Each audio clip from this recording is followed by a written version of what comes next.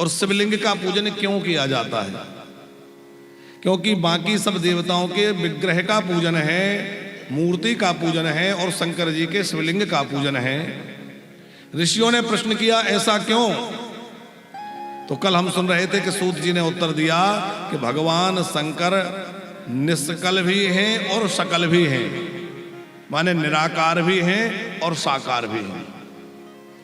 निराकार रूप में भगवान शंकर का लिंग रूप पूजन है और साकार रूप में भगवान शंकर का बेर पूजन माने मूर्ति के रूप में पूजन है। जो मूर्ति रूप में पूजन है उसको कहा है बेर रूप, और जो निराकार पूजन है उसको कहा है लिंग पूजन। शिवलिंग कब प्रकट हुए? बोले जिस समय ब्रह्मा जी और विष्णु जी के मध्य में इस बात को लेकर झगड़ा हो रहा था कि श्रेष्ठ कौन है, बड़ा कौन है, तब भगवान महादेव वहां प्रकट हुए और भगवान शंकर ने बताया कि तुम सबको उत्पन्न करने वाला मैं ही वह परम तत्व हूं। भगवान शिव ही सब सृष्टि के मूल कारण हैं, वही सबको प्रकट करने वाले हैं। उन्हीं ने भगवान नारायण को प्रकट किया, उन्हीं ने ब्रह्मा जी को प्रकट किया, और सब सृष्टि उन्हीं के द्वारा है। अब किसी के मन में संदेह हो सकता है, तो हमने एक दिन इस बात को कहा था कि ना नारायण अलग हैं, ना शिव अलग हैं, ना गणेश अलग हैं, ना दुर्गा अलग हैं, सब एक ही हैं। इसलिए भागवत सुनते समय हम सुनते हैं कि भगवान नारायण ने ही सब कुछ प्रकट किया, नारायण कल्प ही सब है। यहां लगा है कि लिखा है कि शंकर जी के द्वारा हुआ है, तो वह परम तत्व परम ब्रह्म रूप एक ही है। भगवान शंकर तो बड़े दयालु देव हैं, उन्होंने कृपा करके अपना यह स्वरूप हम सबको प्रदान किया है। साकार जी, शंकर जी की पूजा बड़ी सरल है, और ये शिवलिंग की पूजा भी उस सरलता का ही एक स्वरूप है, क्योंकि मूर्ति तो सबको उपलब्ध नहीं होती।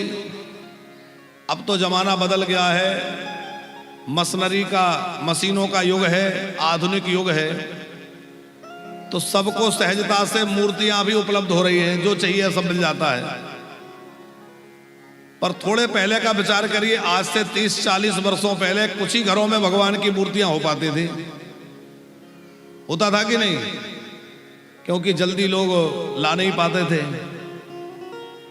उससे और 10-20 साल पहले की बात विचार की जाए तो पहले लोगों के घरों में इतनी ज्यादा मूर्तियां, विग्रह आदि हर घर में नहीं हो पाते थे, तो लोग अपनी श्रद्धा निष्ठा अनुसार कोई लकड़ी की बनाकर, कोई मिट्टी की बनाकर, कोई कुछ और धातु की बनाकर, जैसे जिसको समझ में आए अपना अनुसार बना के रख लेते थे।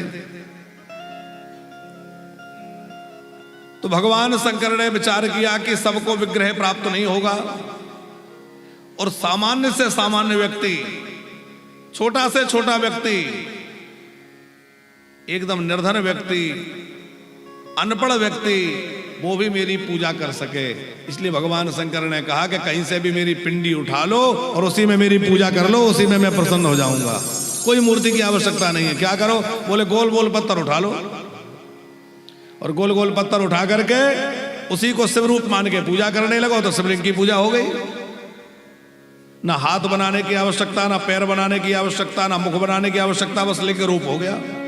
तो ये भी कारण शिवलिंग की पूजा का है।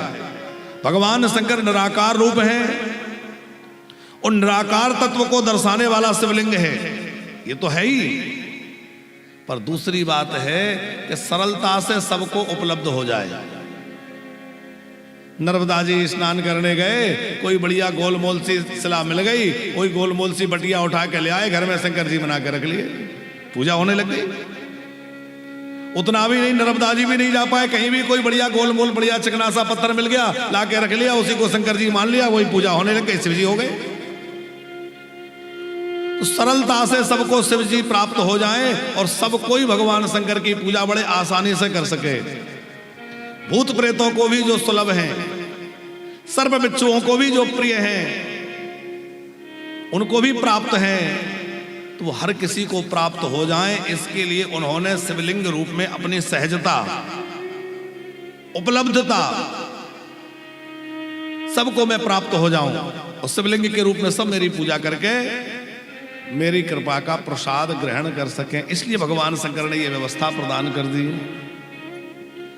अब सामर्थ्य हो तो बढ़िया बढ़िया मणि आदि का शिवलिंग बनाइए। प्रश्न आया कि शिवलिंग कौन कौन सी चीजों से बनाया जा सकता है। कल हमने इस पर संक्षिप्त चर्चा की थी। बोले जैसी सामर्थ्य हो वैसा शिवलिंग बना लीजिए। यदि खूब सामर्थ्य है तो बढ़िया स्फटिक का शिवलिंग बनाइए, पन्ने का, हीरे का, खूब मणियों का शिवलिंग बनाइए और उसका पूजन करिए। कोई कहे कि महाराज मणियां कहाँ मिलेंगी, छोटा सा टुकड़ा हाथ में पहनने तो मिल नहीं रहा है, इतना बड़ा कहां से लाएं कि शंकर जी की शिवलिंग बन जाए। तो कोई बात नहीं, सोने का बना लीजिए। स्वर्ण शिवलिंग का भी विधान है। अब कहो महाराज जी सोना भी तो 1.5 के आसपास पहुंच रहा है, कितना हो गया? ऐसे ही कुछ है ना। बोले सोना भी कहां से बना पाएंगे, तो फिर बोले चांदी का शिवलिंग बना लो, रजतमय शिवलिंग। कोई कहे महाराज चांदी का भी, वो भी तो बहुत मुश्किल होता जा रहा है, तो बोले फिर सप्त धातुओं का शिवलिंग बना लो। सप्त धातु भी मुश्किल हो, तांबे का, पीतल का, लोहे का, और ज्यादा सरल तो बोले लकड़ी का शिवलिंग बना लो। लकड़ी के शिवलिंग का भी विधान है। बोले और सरल करिए, तो बोले सबसे सरल है पर मिट्टी का शिवलिंग बना लो। मिट्टी तो सबको बड़ी सरलता से मिल जाएगी, मिट्टी का शिवलिंग बना लो। गोबर से शिवलिंग बना लो, अन्न से शिवलिंग बना लो, पुष्पों से शिवलिंग बना लो, रुद्राक्ष से शिवलिंग बना लो, अपने अंगूठे को ही शिवलिंग मानकर पूजा कर लो। ओम लिख करके कहीं कुछ ना मिले तो साकार जी किसी पत्र पर अष्टगंध से ओम लिख दीजिए और ओम लिख करके उसी को शिव जी का रूप मान के उसी में पूजन कर लीजिए, तो ओमकार में ही शिवलिंग का पूजन हो जाएगा। कहीं पंचाक्षर मंत्र लिख करके नमः शिवाय, उस नमः शिवाय को लिख करके उसी में शिव जी का पूजन कर लीजिए, उसी से संपन्न हो जाएगा। अथवा जल में शिव जी की कल्पना करते हुए जल में पूजा कर लें, अग्नि में पूजा कर लें।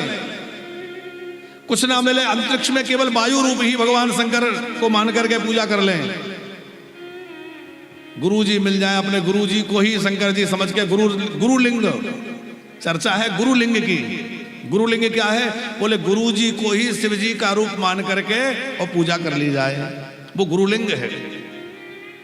वंदे बोधमयम नित्यम गुरुम शंकर रूपिणम यमासतो हि वक्रो अपि चन्द्राः सर्वत्र वन्द्यते। गोस्वामी तुलसीदास जी ने गुरु जी की वंदना करते हुए कहा है कि वंदे बोधमयम नित्यम गुरुम शंकर रूपणम, गुरु शंकर रूप है। और ये बात अन्य पुराणों में तो होगी ही, पर शिव महापुराण में इस बात का प्रमाण है। क्या? बोले गुरु जो है वो साक्षात शंकर जी ही हैं। गुरु जी में शंकर जी का पूजन कर ले, बिल्व वृक्ष में जाकर के शंकर जी का पूजन कर ले।